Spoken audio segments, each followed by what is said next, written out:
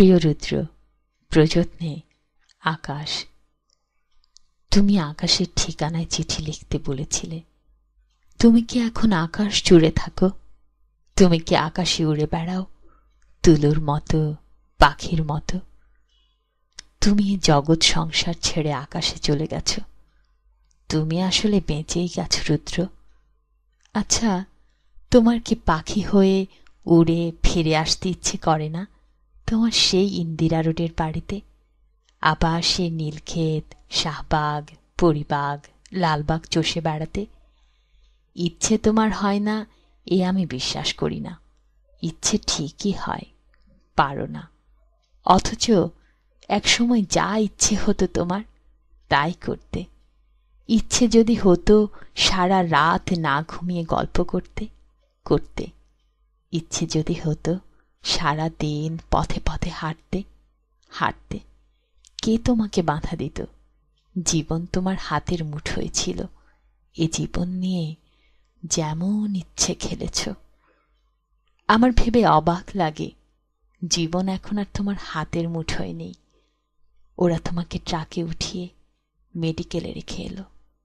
তুমি প্রতিবাদ করতে পারোনি। আচ্ছা, তোমার লালবাগের সেই প্রেমিকাটির খবর কি? দীর্ঘ বছর প্রেম করেছিলে তোমার যে নেডি খালার সাথে। তার উদ্দেশ্যে তোমার দিস্তা দিস্তা প্রেমের কবিতা দেখে আমি কি ভীষণ কেঁদেছিলাম একদিন। তুমি আর কারো সঙ্গে প্রেম করছো এ আমার সইত না। কি অবুঝ বালিকা ছিলাম, তাই না? যেন আমাকেই তোমার ভালোবাসতে হবে, যেন আমরা দুজন জন্মেছি দুজনের জন্য। যেদিন ট্রাকে করে তোমাকে নিয়ে গেল বাড়ি থেকে, আমার খুব দম বন্ধ লাগছিল। ঢাকা শহরটিকে এত ফাঁকা আর কখনো লাগেনি, এত হাহাকারও আর কখনো জন্মেনি। আমি ঢাকা ছেড়ে সেদিন চলে গিয়েছিলাম ময়মনসিংহে। আমার ঘরে তোমার বাক্স ভর্তি চিঠিগুলো হাতে নিয়ে জন্মের কান্না কেঁদেছিলাম। আমাদের বিচ্ছেদ ছিল 4 বছরের।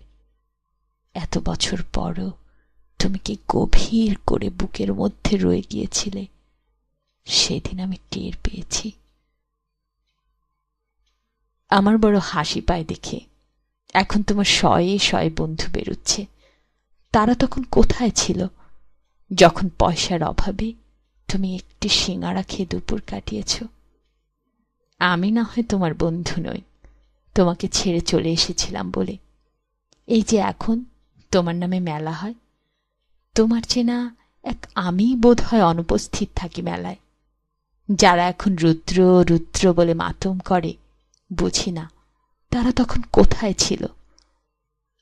শেষ দিকে তুমি শিমুর নামের এক মেয়েকে ভালোবাসতে, বিয়ের কথাও হচ্ছিল। আমাকে শিমুলের সব গল্প একদিন করলে। শুনে তুমি বোঝোনি আমার খুব কষ্ট হচ্ছিল, এই ভেবে যে তুমি কি অনায়াসে প্রেম করছো আর তার গল্প শোনাচ্ছ। ঠিক এরকম অনুভব একসময় আমার জন্য ছিল তোমার। আজ আরেকজনের জন্য তোমার অস্থিরতা, নির্ঘুম রাত কাটাবার গল্প শুনে আমার কান্না পায় না বলো? তুমি শিমুলকে নিয়ে কি কি কবিতা লিখলে তা দিব্যি বলে গেলে। আমাকে আবার জিজ্ঞেসও করলে কেমন হয়েছে। আমি বললাম খুব ভালো।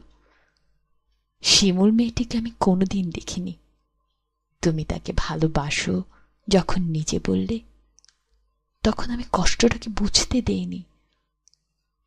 তোমাকে ছেড়ে চলে গিয়েছি ঠিকই, কিন্তু আর কাউকে ভালোবাসতে পারিনি। ভালোবাসা যে যাকে তাকে বেলাবার জিনিস নয়। আকাশের সঙ্গে কত কথা হয় রোজ, কষ্টের কথা, সুখের কথা। একদিন আকাশ ভরা জ্যোৎস্নায় গা ভেসে যাচ্ছিল আমাদের।